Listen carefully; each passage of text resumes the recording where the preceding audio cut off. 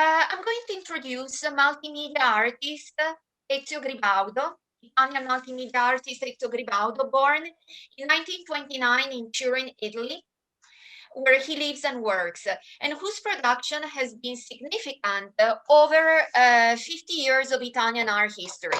As an example of an artist whose multiple careers, artist, art publisher, cultural organizer, defined his public persona and contributed to his artistic success. Trained at the Accademia di Brera, as an architect, Turin-based Gribaudo brings to his visionary art a distinctive sense of chromatic precision and historical determination that derive from his work as painter, sculptor, and graphic artist. Gribaudo is also one of the most established art publishers of his generation, and he has published many of the greatest figures in modern art since the 50s.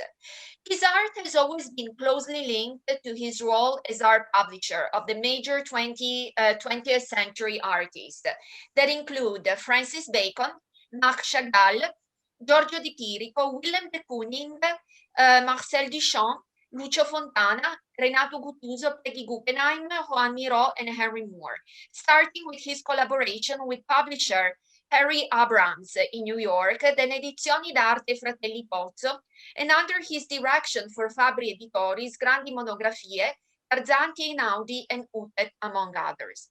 In his art, Gribaudo has introduced innovative ideas, such as the use of tools from the typographical industry and the elaboration of literary texts, including those of Ludovico Ariosto and Carlo Collodi.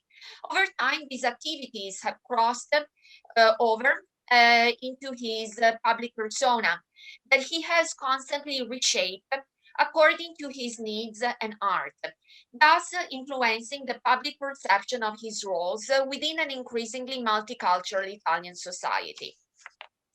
Gribaudo has been a tireless cultural activist and promoter of artistic events, especially exhibitions. Among these, he organized an exhibition of the Peggy Guggenheim collection in 1976, as well as the exhibition performance Cuckoo Bazaar in 1978 for Jean Dubuffet. Gribaudo is also a collector of modern art, and his collection includes works by Calder, De Chirico, Dubuffet, Ernst, Fontana, Sam Francis, Hartung, Wilfredo Lam, Conrad Mancarelli, and many others, including Pablo Picasso and Graham Sutherland. Gribaudo began his artistic career studying graphic arts and gaining experience with the techniques of etching and printing. These skills were useful for his job as a draftsman for Nebbiolo, which was a printing machine and type manufacturer, where he began working in 1955. He studied at the Accademia Albertina in Turin, but in 49, he had already enrolled at the Brera Academy, where he was taught by Carlo Carrà. Until 1952, he continued his studies at the University of Turin at the Faculty of Architecture. He met Pablo Picasso in 1951 at Vallauris. And 3 years later, in 1954, he began the intensive exhibition activity that would accompany his career. So he soon moved his entire activity from the typographical industry to production and publication of art books.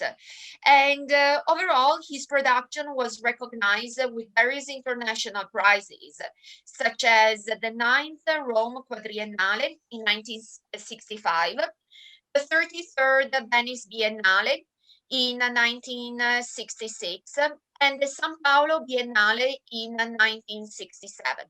His work can be found at the Peggy Guggenheim collection, at Capesaro in Venice, and in the Robert McDougall Art Gallery, to give a very short selection of the museums where his artwork can be found, including the MoMA, needless to say, in New York.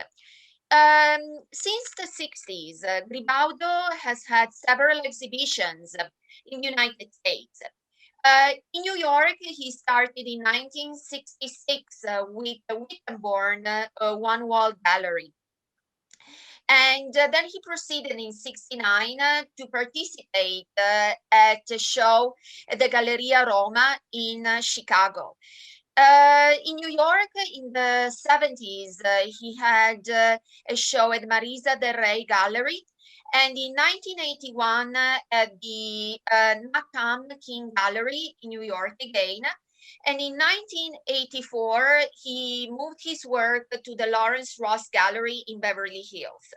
He participated in 86 to an exhibition for the International Contemporary Art Fair in LA.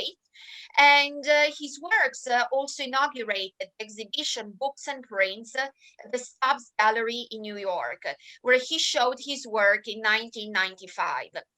In 2006, he presented a selection of his works at the Briggs Robinson Gallery in New York. And in 2013, the Italian Cultural Institute in New York had a retrospective titled The Chronicle of an American Journey, 1961, that chronicled his journey to New York in 1961 with Lucio Fontana and the exhibition at the Martha Jackson Gallery.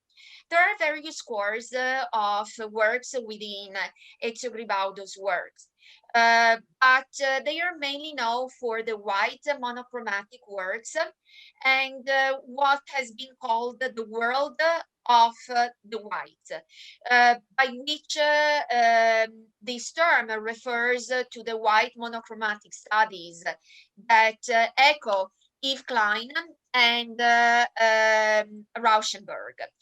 So there is an attempt on the part of Gribaudo successful, we may say, of bringing forth into art what Borges has described in the art of cartography in the short story on exactitude of science that was written in 1946.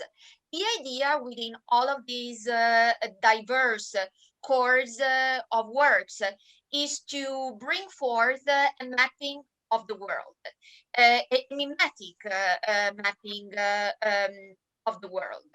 On one hand, we have the logography that were awarded the Biennale Prize, the 33rd Biennale Prize in 1966. The logography would be embossed inkless reliefs on blotting paper that first were done within the typographical industry with the mechanical presses and are now created through a manual press within the study where Ezio Gribaudo is operative. So the term logography is of Greek origin, and it unites two parts. On one hand, logos, speech, and on the other hand, grifo, fishing net. And the paper that is used is blotting paper, what in French would be called papier bouvard, and that is particularly resilient both in terms of quality, but also in terms of time. It lasts ages. And that's particularly important. The idea behind the logography and behind the flans consists in salvaging and reworking the leftovers from the production of newspapers and published texts. So that there is a production, an artistic production that goes beyond the technical media used for painting. The logography naturally evoke the monochromatic studies of Yves Klein and Lucio Fontana. And as I was mentioning before, they are an echo of the work of Robert Rauschenberg or of Kazimir Malevich. And between 1910 and 1925, Malevich pushed abstract art to an extreme with the series White on White that was exhibited at MoMA from December 2012 to April 2013. Gribaudo eliminates all problems having to do with color and movement. And these white compositions are meant to create a tabula rasa so that art can start over again from scratch. In 1951, Robert Rauschenberg also made three white panels of the same surface, and the purpose being to erase the images, the themes, contents, and forms of our history and start over again. So Gribaudo brings forward pretty much an enigmatic space that benefits from the human experience without eliminating it. And he creates a cognitive archaeology that contains ancient forms that become contemporary, owing to the fact that they were not erased, but alluded to in the shadows. Moreover, the use of sand that we see mixed in with the color white accentuates the forms instead of letting them vanish into the monochromatic background. The surface or texture becomes grainy, similar to a series of fingerprints. Instead of flattening it, the color white accentuates the use of the materials, creating compositions where the idea is not to erase, but to highlight all human expression and knowledge. Moving to the flani, which is another core within Gribaudo's production. The flani were exhibited for the first time at the show hosted by the Galleria del Cavallino in Venice in 1961. Like the logography, they are a combination of the artist's work in the printer shop and the use of paper as a creative tool. This has led Gribaudo to elaborate the definition of the flano that was instrumental to his work, but also to develop a vision of art which is based on a concept of anti-painting that was a nod to both Burri and Fontana at the same time. So in stereotype printing, what is a flano? The flano, in English, it is called the flong, is a cardboard mold that can withstand high temperatures and is shaped on a page of typographical composition with the purpose of achieving a dye. The flong is then covered with a molten lead to create a dye from which a newspaper can be printed. These impressions on paper create lead pages that can be used to print books and newspapers with rotary printing process. Printing shops usually eliminated these pages, and they consider to be a simple waste of byproducts. Gribaudo, who's always interested in saving and reusing each and every trace of culture and art, transforms them into a ready-made set, which then he treats and contextualizes again. So in the white monochromatic studies, use of multiple materials to create the whitest possible surface also leads to a certain vividness in the perception of the finite object, into a union with contents that are not just linked to vision, but to the sensory perception of touch as well. When we look at the work that I'm going to be showing, such as Baleine Blanche, the linear purity of the form appears to be almost the memories of Dante's concentric empyrean, where the various layers of white are overlapping, and to quote Dante, a pearl when displayed on a white forehead. Dante is referring to a character of the Divine Comedy called Piccarda Donati, whom he meets at the beginning of the third canto of Paradise.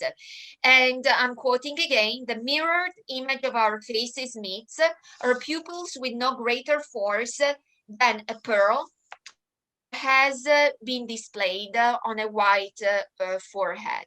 So the pureness of the color white is harking back to a heavenly linearity in which a mystic elevation takes place. Furthermore, fragments of antiquarian text are also reiterated in a mimetic form and later modified in variations that agreed with the theme of the works. These choices indicate a twofold movement. On one hand, the artist's desire to contextualize the original text. The literary tradition is elevated to the status of image in its textual materiality. And in conclusion, Gribaudo's objective is to demonstrate that multimedia painting does not provide one single formal rendering, but it can be brought together with many intertextual approaches. And it can unite text and image and elevate both up to a level where visual art and literature are not disconnected. I would like now to show a few images from Gribaudo extensive corpus of work. And these images also include pictures with Gribaudo and the personalities of modern and contemporary art. This first image also illustrates my most recent book, which is an ebook available on Open Access that was published in September of last year, 2020, in Open Access with the Texas Tech University libraries. So this is Gribaudo at one of his shows in Moncalieri a few years ago. So this is Gribaudo again. And these are covers of Gribaudo's books that he has published over the years. So we have Morphologie Autre, we have De Chirico, we have Henry Moore. And this is Ezio Gribaudo with Pablo Picasso, 1951, when they met on the Blue Coast, with De Chirico, with Henry Moore, with Miro, with Francis Bacon in New York in 1975, with Peggy Guggenheim in 1976 in Turin at the Galleria d'Arte Moderna, with Marc Chagall. And this is one of the works that were acquired by the Peggy Guggenheim collection, Homage to Peggy. And then we have another Flong, 1965, always at the Peggy Guggenheim collection. And these are the logography, the engravings on white blotting paper. Another set of logography, which are homages to Ariosto, the Flongs again, the first pages of newspapers, La Stampa in Stampa Sera. This is a homage to Rembrandt. The use of the Flongs also with the additional elements coming from the combustion with plastic that is also an echo to Burri. Then we have the Flongs again. And these are the white monochromatic studies in polystyrene and sand that I was referring to in my presentations earlier, in my presentation earlier. This would be quite an iconic work by Ezio Gribaudo with the addition of sand to maintain the type of texture that otherwise the polystyrene would somehow erase. This is the Baleine Blanche that I was referring to in the presentation, Géographie Présente. And this is a New York diary. There are two New York diaries, and this is one of them, with the Chelsea Hotel, with the New York subway, with a building, and needless to say, with the Guggenheim Museum, the Solomon Guggenheim Museum.